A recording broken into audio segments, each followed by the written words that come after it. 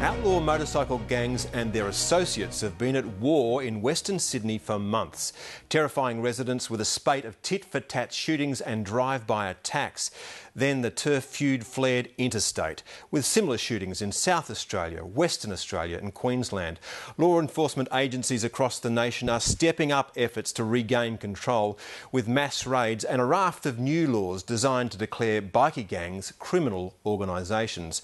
The fight against the laws began in New South Wales last night, when members of several gangs met at a clubhouse in Western Sydney to plan their next move, and 7:30 was allowed in. Caro Meldrum-Hanna reports.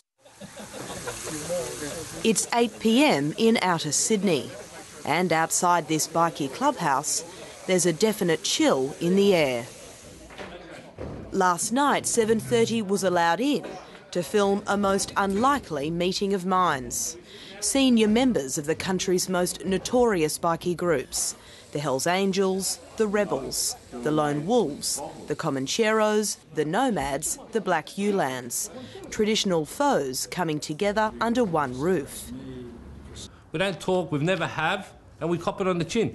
We now open this political discussion, and now the topic is, the biggest topic in town at the moment is drive-bys. They're here for a reason, and they have a message. You know, enough is enough. We've got to start saying something. You know what I mean? And unless we start saying something, we're going to get bent over left, right and centre. We ain't going to have a lifestyle. And these people that are, you know, fighting over turf line, there ain't going to be a turf to fight over. It's finished. It's taken what these outlaw motorcycle gang members say is an extraordinary act of police provocation to get them here. Police search warrant! Doors open, with me, police search warrant! Starting Friday morning, New South Wales Police launched a 72-hour blitz, raiding more than 1,000 homes, properties and businesses, all allegedly connected to members of bikie gangs. On the ground. Come outside, ma'am. Search warrant, outside. Task Force Spartan was out and about on the weekend. He's going to go get a visit. Police search warrant, open the door! 3,000 officers targeted several clubs in several areas, all as a result of a recent spate of drive-bys that's engulfed Western Sydney and terrified local communities. There were 555 arrests and almost 1,000 charges laid. Yesterday, New South Wales Police were describing it as an outstanding result, despite the fact that only 14 firearms were seized. Just be very careful. Don't lose the message in the statistics. This was an in-your-face policing. Today, the talk was tougher. We're serious about this. We're getting on with the business. It's no nonsense. What started out with a few shootings in Western and southwestern Sydney several months ago has erupted into a plague of drive-bys. In the month of April alone, there were 23 shootings, almost 60 all up. Tattoo parlours, small businesses, cars have been shot up.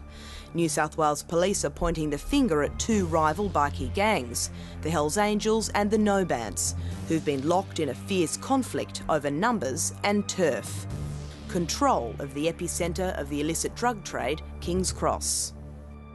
What we're seeing at the moment is a series of skirmishes between various bikie groups, which, if they continue, will eventually lead to an all-out war.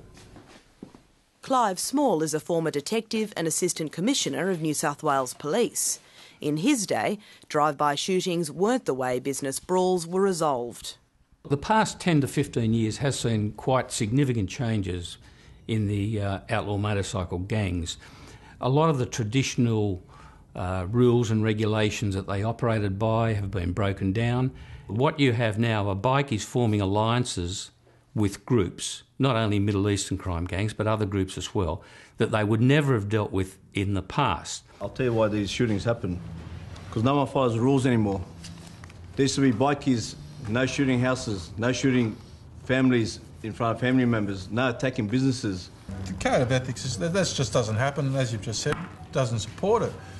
But I sort of get worried now, anyone that rides a bike you know, happens to wear a leather jacket, which is not unusual, you're going to be targeted for being a gun-toting, you know, assassin. To blame Middle Eastern people just for doing all the shooting, I don't think that's fair at all, mate.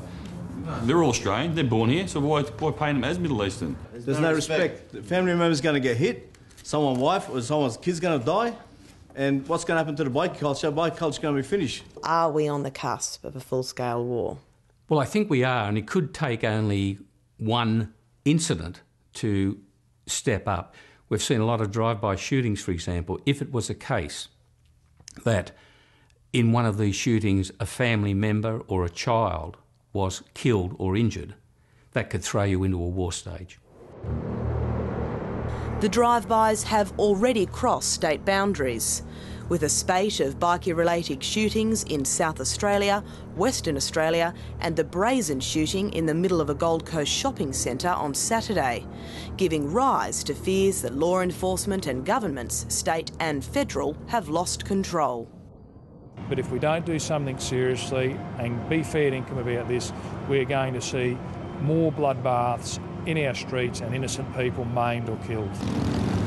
In a bid to return to law and order, several states have now introduced legislation which would criminalise membership and association with bikie gangs. This is despite the fact that last year the High Court threw out similar laws being pursued by South Australia and New South Wales. This is all about targeting people for who they are. It's not about targeting them for what they do. But I think they'll get a rude shock when they start bringing it in because they obviously don't know what the word friendship is. People will go to jail for their friends. Today, New South Wales Police Minister Mick Gallagher was under no illusions. The statute may be redrafted, but the fight will be fierce. I've got no doubt that they will try to challenge it. They've got lots of money, lots of bravado, but what they've now started to work out is that the New South Wales Police Force, supported by the government, don't take a backward step. Caro Meldrum, Hannah reporting.